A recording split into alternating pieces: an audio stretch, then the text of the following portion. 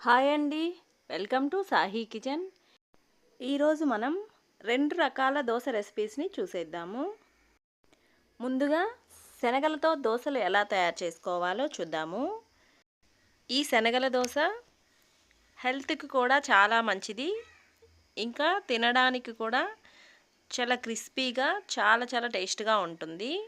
ముందుగా 1 కప్పు శనగలు, అలాగే 1 కప్పు బియ్యం తీసుకొని రాత్రి పడుకునే ముందు నానబెట్టుకోవాలి. పొద్దున కల్లా మనకి చక్కగా నానతాయి. ఈ విధంగా నానబెట్టుకున్న శనగల్ని శుభ్రంగా 2-3 సార్లు కడిగి నీళ్లు వంపేసి ఇప్పుడు ఒక మిక్సీ జార్లోకి వేసుకోవాలి. ఇప్పుడు కొద్దిగా నీళ్లు వేసుకుంటూ మెత్తని దోస బ్యాటర్లా మిక్సీ పట్టుకుందాము. ఈ విధంగా మిక్సీ పట్టుకొని ఇప్పుడు ఒక మిక్సింగ్ బౌల్లోకి తీసేసుకుందాము.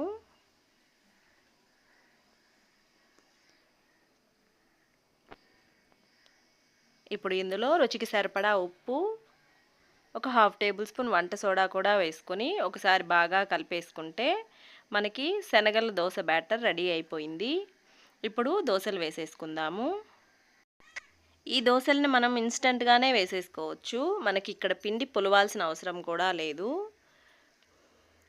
స్టవ్ పైన పెనం వేడెక్కిన తర్వాత మనకి కావాల్సినంత పిండి తీసుకొని ఇలా దోసల్లా వేసేసుకోవడమే.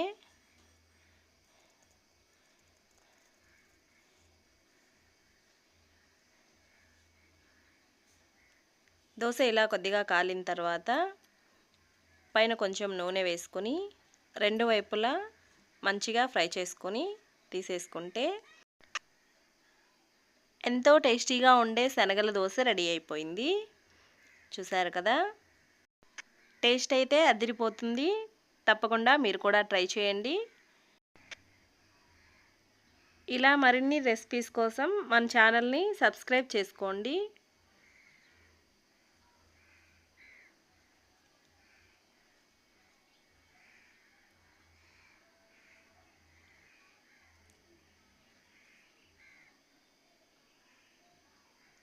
ఇప్పుడు మరొక దోస రెసిపీని చూసేద్దాము.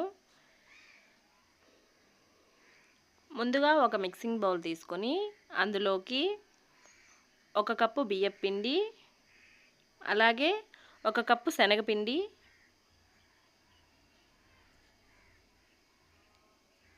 అలానే 1 కప్పు పెరుగు కూడా వేసుకోవాలి.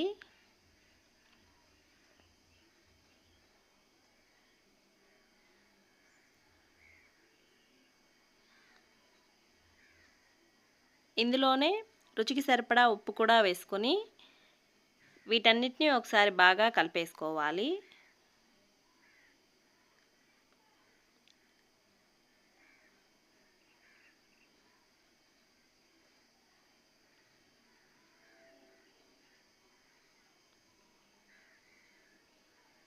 ఇలా ఒకసారి బాగా కలిపేసుకున్న తర్వాత కొంచెం నీళ్లు వేసుకుంటూ దోస బ్యాటర్లా కలుపుకుందాము.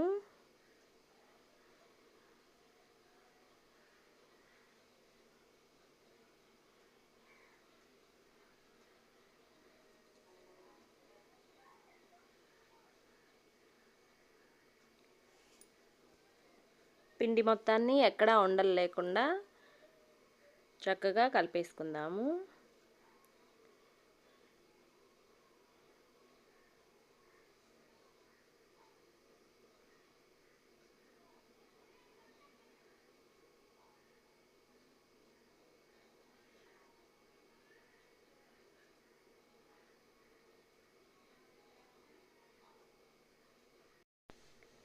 ఈ విధంగా కలిపేసుకుని ఇప్పుడు ఇందులో 1/2 టేబుల్ స్పూన్ వంట సోడా కూడా వేసుకుని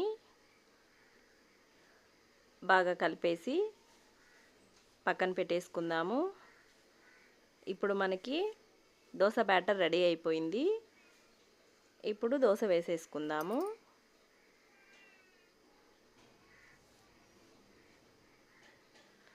పెనం బాగా వేడెక్కిన తర్వాత కొద్దిగా పిండి తీసుకుంటూ దోసల్లా వేసేసుకోవడమే.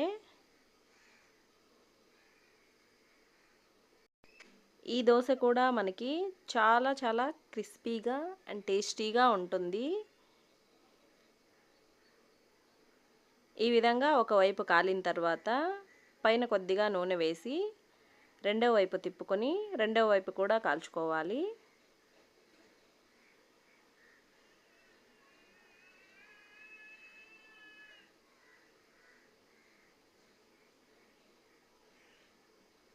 చూసారు కదా ఎంత చక్కగా ఫ్రై అయిందో.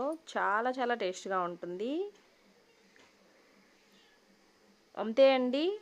మనకి చక్కగా 2 రకాల దోస రెసిపీస్ చూసేసాం కదా! ఇదే విధంగా మీరు కూడా ట్రై చేయండి. ఎలా వచ్చిందో కామెంట్‌లో చెప్పండి. ఈ వీడియో మీకు నచ్చినట్లయితే ప్లీజ్ వీడియోని లైక్ చేయండి, షేర్ చేయండి, సబ్స్క్రైబ్ చేయడం మాత్రం మర్చిపోకండి. వీడియో చివరి వరకు చూసినందుకు థ్యాంక్ యూ.